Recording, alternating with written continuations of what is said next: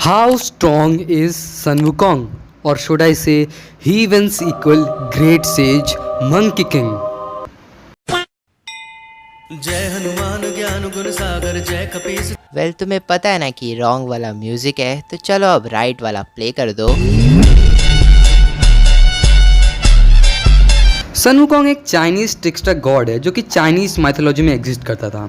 कहा जाता है कि जब सन वुकोंग पैदा हुआ था ना, तब जेड एम्परर भी डर गया था उससे। सन वुकोंग एक बहुत ही रिमोट और काफ़ी दूर एक आइलैंड में पैदा हुआ था। वो वहाँ पर मंकीज़ का किंग बन गया।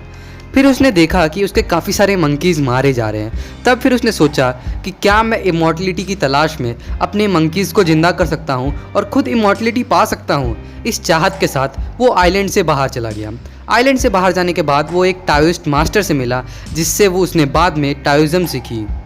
सुन वुकोंग इतना ज़्यादा खतरनाक था कि उसने एक बार हीवन पीचेस सारे के सारे पूरे गार्डन के खा लिए थे।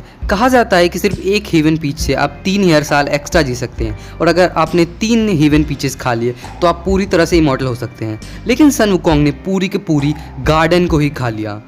सन वुकोंग की काफ़ी सारी मेमोरेबल फीट्स है, लेकिन उनमें सबसे ज़्यादा मुझे पसंद आता है कि उसने कैसे हेल जाकर अपना नेम बुक ऑफ डेथ से जाकर मिटा दिया था।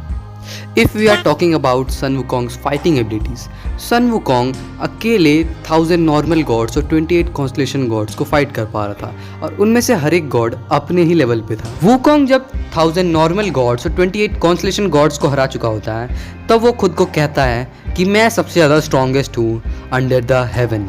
अगर उसकी वेपन्स की बात करें हम लोग, तो उसका मेन वेपन है रियू जिंग्यू बैंग, जो एक स्टाफ टाइप में है, जो कि इन्फाइनेटली बहुत ही ज़्यादा बड़ा हो सकता है और बहुत ही ज़्यादा छोटा भी हो सकता है, जिसे वो अपने कान में रखा करता है। और मूवमेंट के लिए वो एक क्लाउड जैसी सब्सटेंस को यूज़ करता है, जो कि काफ़ी ज़्यादा फास्ट है।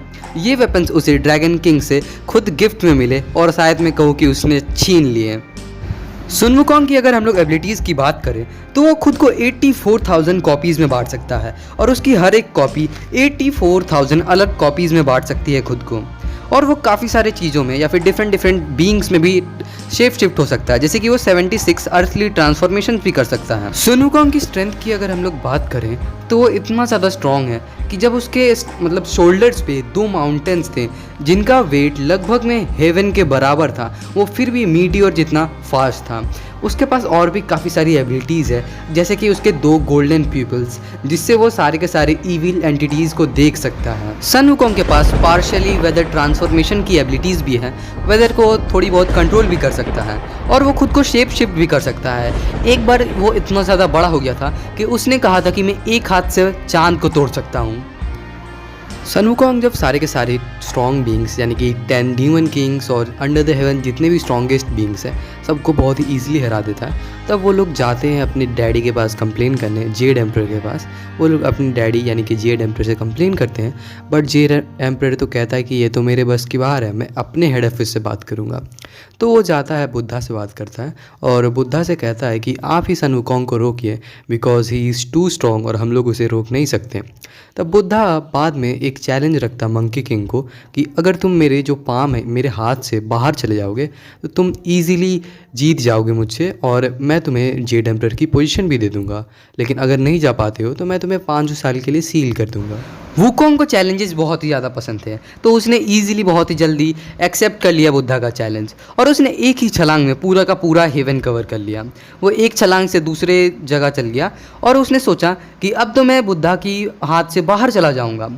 फिर लेकिन जब उसने देखा कि वो अभी बुद्धा के हाथ में है, तब उसे समझ आया कि वो तो बुद्धा की चाल में फंस चुका है, क्योंकि बुद्धा ने असली निर्वाणा हासिल किया है, और निर्वाणा से हासिल करने के बाद सारी चीज़ें वो बन गया है, और वो सारी चीज़ें बन चुका है। फॉर इन्फॉर्मेशन मैं बता देता हूँ कि निर्वाणा एक ऐसा स्टेट है जिसमें पूरी तरह से आप ओमनीपोटेंट हो जाते हैं, और सारे एग्जिस्टेंस आप बन जाते हैं, और आप ही सारे एग्जिस्टेंस बन जाते हैं। इसी कारण से वो उसके हाथ से बाहर नहीं जा पाया, क्योंकि वो एट द एंड रहेगा तो इस दुनिया में ही, और ये दुनिया ही बुद्धा है। और सुन वुकोंग इतना ज़्यादा इमॉर्टलिटी हासिल कर लिया था कि वो कभी मर नहीं सकता है और कभी मारा भी नहीं जा सकता है।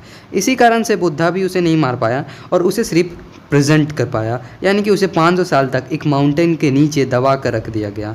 बाद में वो एक मॉन्क जिसका नाम टैंग सेजैंग था, उसने बाद में जाके उसे आज़ाद किया और एक शर्त रखी कि अगर तुम मेरा डिसाइपल बन जाते हो तो मैं तुम्हें आज़ाद कर दूँगा। और यहीं से स्टार्ट होती है the story of journey to the west. और जर्नी टू द वेस्ट के एंड में जो होता क्या है कि मंकी किंग इनकम्प्लीट निर्वाणा हासिल कर लेता है। इसका मतलब है कि उसे सिर्फ एक ही शख्स हरा सकता है, वो है बुद्धा। उसके अलावा वो हेवन के अंडर में सबसे ज़्यादा स्ट्रॉन्गेस्ट कैरेक्टर बन चुका होता है। इनकम्प्लीट निर्वाणा में होता क्या है कि ये एक ऐसा स्टेट है जिसमें आप एवरी लॉ एवरीथिंग, आप बियॉन्ड एवरीथिंग चले जाते हो।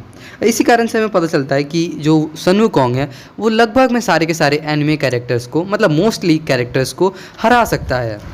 Monkey king at the end of journey to the west omnipotent being बन जाता है और ट्रू निर्वाणा या फिर कंप्लीट निर्वाणा को हासिल कर लेता है और बन जाता है the haven equal great sage monkey king.